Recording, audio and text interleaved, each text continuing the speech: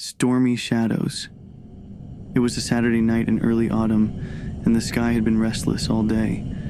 Low-hanging clouds like bruises above the trees, pregnant with a storm that refused to break. I was 16, home alone while my parents went out of town for the weekend.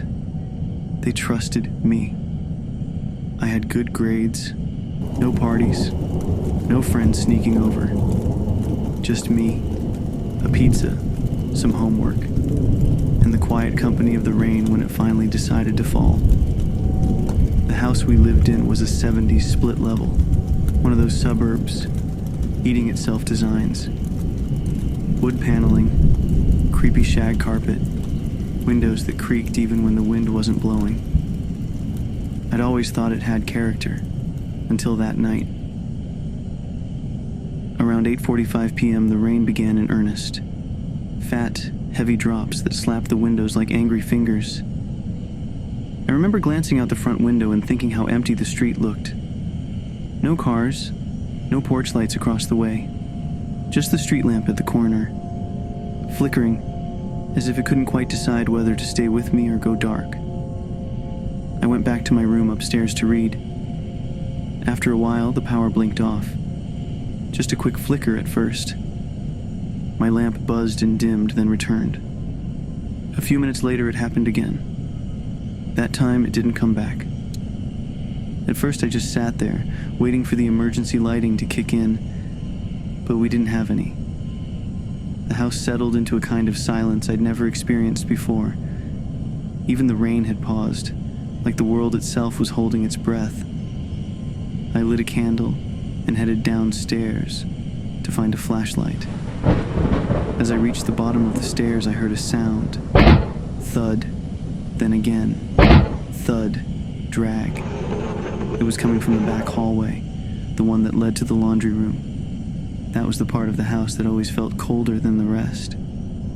I figured something had fallen. Maybe a box tipped over from a shelf.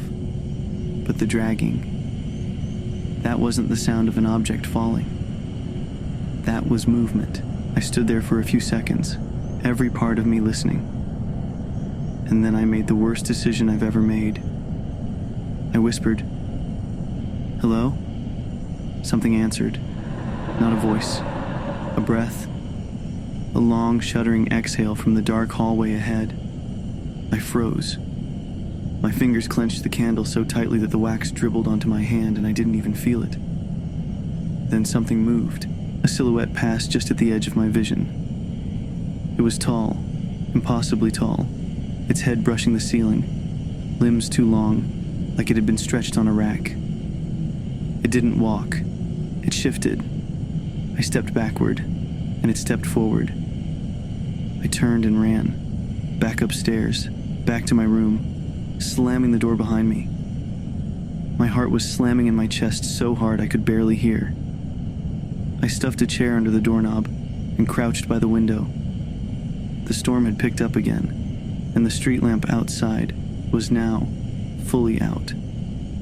Just blackness. I didn't call the police. I can't explain why. I think part of me knew they wouldn't understand. Or maybe some primal instinct told me this wasn't something they could help with. I tried texting my mom. No signal, no bars. Just a spinning wheel where the message should go. And then I heard it again. Thud. Drag. Up the stairs. There were exactly 14 steps.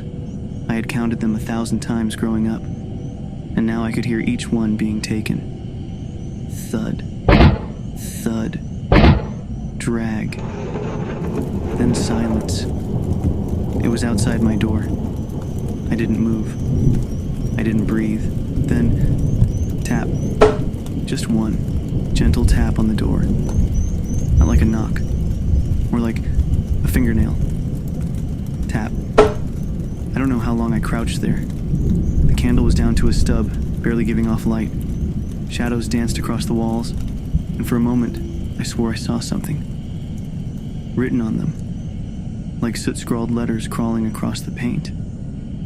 I blinked, and they were gone. The tapping stopped. The hallway outside was silent. I forced myself to lie on my bed, fully dressed, holding a heavy flashlight like a weapon. Eventually, I guess, I fell asleep. When I woke up, it was still dark, still raining. My phone was dead.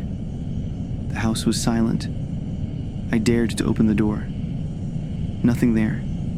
The hallway was just a hallway again. I tiptoed downstairs, heart pounding, every shadow pulsing with threat. I made it to the kitchen, checked the back hallway. Nothing.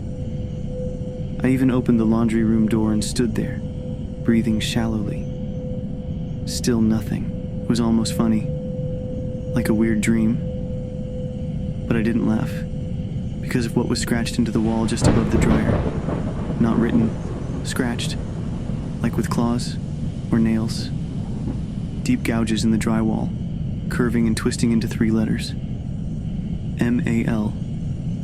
I stared at it for a long time, then grabbed my keys and left. I stayed in my car until morning. Later that week, I did some digging. Our house used to belong to a man named Malcolm Orson. Lived alone. Died in the laundry room in 1998. Heart failure. But the part that stuck with me? His neighbor said he was obsessed with the idea that something lived in his house. He called it Mal. Said it whispered to him at night. Said it stood in the hall when the power went out. He believed it wanted to become him. And then he died. Alone. On a stormy night. Just like the one I had lived through. I told my parents. They thought I had a nightmare. Probably sleep paralysis, they said. But we moved a year later. The house sat empty for a while. Then one night it burned. No official cause. But the fire inspector said something odd. They found scratch marks on the insulation. Inside the walls. Marks that spelled out a word. The same 3 letters. M-A-L. I don't sleep when it storms anymore.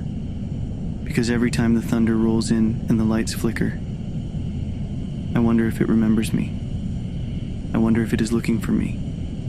And sometimes, when I close my eyes too long, I swear I can hear it. Thud. Drag.